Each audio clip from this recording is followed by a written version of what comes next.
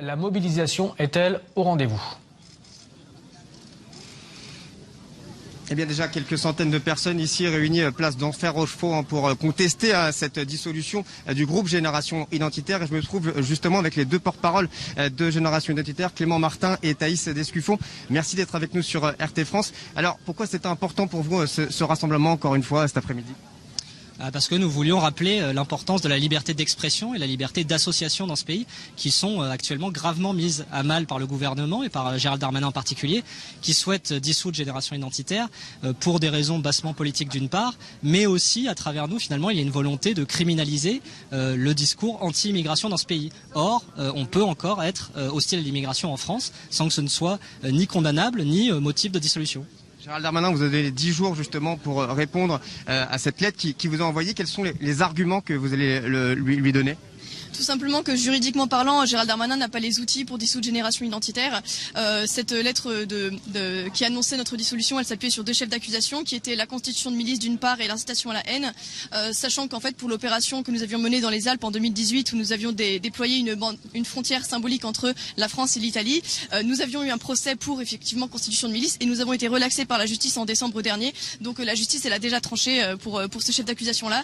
Et en ce qui concerne l'incitation à la haine, nous n'avons jamais été condamnés non plus pour ce chef d'accusation. Nous n'avons jamais eu de procédure judiciaire et tous les propos que nous avons jamais pu tenir ont toujours respecté le cadre de la loi et la liberté d'expression. Il y a une forte mobilisation qui est attendue cet après-midi, un important dispositif de sécurité qui a été mis également en place. Qu'est-ce que ça vous inspire, ce dispositif de sécurité ? Nous, ça fait plusieurs jours qu'on est en lien avec la préfecture, justement pour que ce rassemblement puisse se dérouler dans les meilleures conditions. Et donc, notre rassemblement a été autorisé et, comme vous pouvez le constater, il y a un déploiement de forces de police assez conséquent pour permettre de sécuriser cette manifestation et qu'elle se passe au mieux et que cet événement, comme tous les événements que Génération Identitaire a pu organiser, se déroule pacifiquement et au mieux.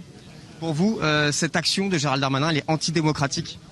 Oui, complètement. C'est-à-dire que, comme a pu le dire effectivement Clément Martin, il va criminaliser le discours anti-immigration, alors que, Gérald Darmanin peut dissoudre Génération Identitaire. Est-ce qu'il va dissoudre pour autant 63% des Français qui, selon le dernier sondage de l'IFOP, sont inquiets de l'immigration massive.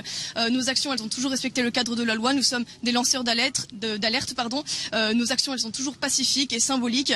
Même lorsque nous étions allés dans les Pyrénées dernièrement, le préfet de Haute-Garonne avait reconnu que nous n'avions causé aucun trouble à l'ordre public. Donc, encore une fois, on voit bien que ces motifs, ce sont des motifs politiques et idéologiques parce qu'il essaie de faire du en même temps à Emmanuel Macron, c'est-à-dire que d'un côté, voilà, il va dissoudre Baraka City et le CCIF qui sont des organisations pour le coup islamistes avec de réels liens avec le terrorisme et il va nous mettre sur le même plan d'égalité que des personnes qui veulent détruire l'identité de la France et donner des gages à la gauche en dissolvant Génération Identitaire. Merci beaucoup d'avoir répondu à nos questions. Voilà, vous l'aurez compris, en tout cas, la mobilisation s'annonce importante ici, place d'Enfer Rochereau, et un important dispositif de sécurité était mis en place pour qu'il n'y ait aucun débordement lors de ce rassemblement de Génération Identitaire afin de protester contre la dissolution de ce groupe.